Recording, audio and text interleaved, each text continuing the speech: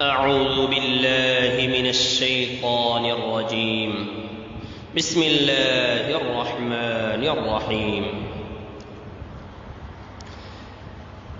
الرحمن علم القرآن خلق الإنسان علمه البيان. الشمس والقمر بحسبان والنجم والشجر يسجدان والسماء رفعها ووضع الميزان ألا تطغوا في الميزان وأقيموا الوزن بالقسط ولا تخسروا الميزان والأرض وضعها للأنام فيها فاكهة والنخل ذات الأكمام والحب ذو العصف والريحان فبأي آلاء ربكما تكذبان خلق الإنسان من صلصال كالفخار وخلق الجان من مارج من نار فبأي آلاء ربكما تكذبان رب المشرقين ورب المغربين فبأي آلاء ربكما تكذبان مرج البحرين يلتقيان بينهما برزخ لا يبغيان فبأي آلاء ربكما تكذبان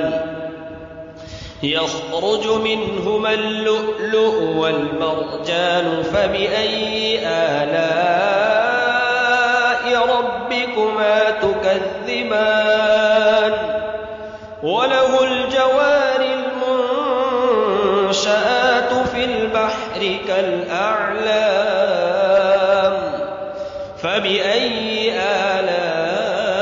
آلاء ربكما تكذبان كل من عليها فان ويبقى وجه ربك ذو الجلال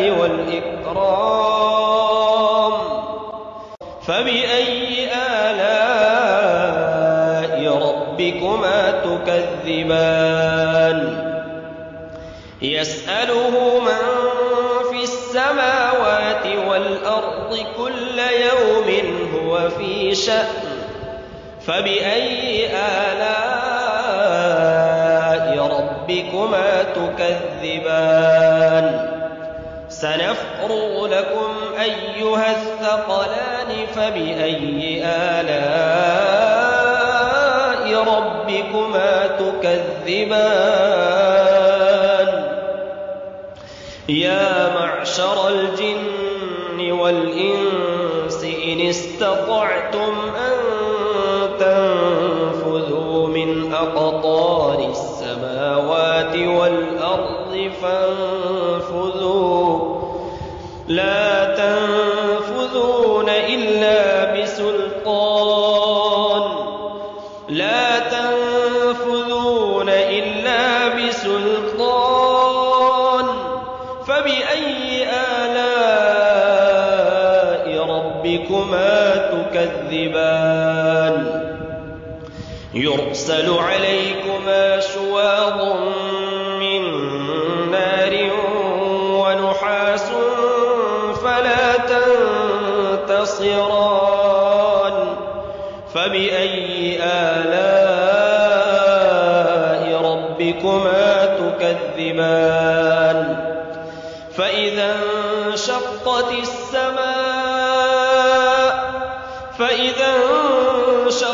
السماء فكانت وردة تكدهان فبأي آلاء ربكما تكذبان فيومئذ لا يسأل عن ذنبه إنس ولا جان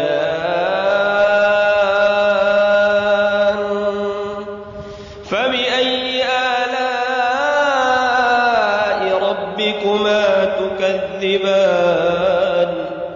يعرف المجرمون بسيماهم فيؤخذ بالنواصي والأقدام فبأي آلاء ربكما تكذبان هذه جهنم التي يكذب بها المجرمون يطوفون بينها وبين حميم آن فبأي آلاء ربكما تكذبان ولمن خاف مقام ربه جنتان فبأي آلاء ربكما تكذبان ذواتا أفنان فبأي آلاء ربكما تكذبان فيهما عينان تجريان فبأي آلاء ربكما تكذبان فيهما من كل فاكهة زوجان فبأي آلاء ربكما تكذبان متكئين على فرش بطائنها من استبرق وجنى الجنتين دان فبأي آلاء ربكما تكذبان فيهن قاصرات الطرف لم يطمثهن إنس قبلهم ولا جان فبأي آلاء ربكما تكذبان كأنهن الياقوت والمرجان فبأي آلاء ربكما تكذبان هل جزاء الإحسان إلا الإحسان فبأي آلاء ربكما تكذبان ومن دونهما جنتان فبأي آلاء ربكما تكذبان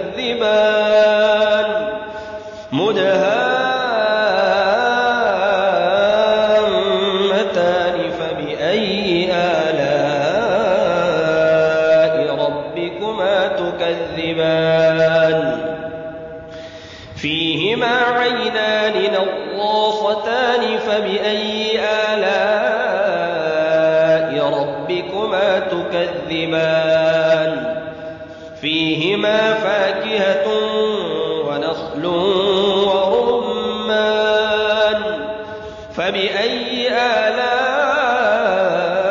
ربكما تكذبان فيهن خيرات حسان فبأي آلاء ربكما تكذبان حور مقصورات في الخيام فبأي آلاء ربكما تكذبان لم يطمثهن إنس قبلهم ولا جان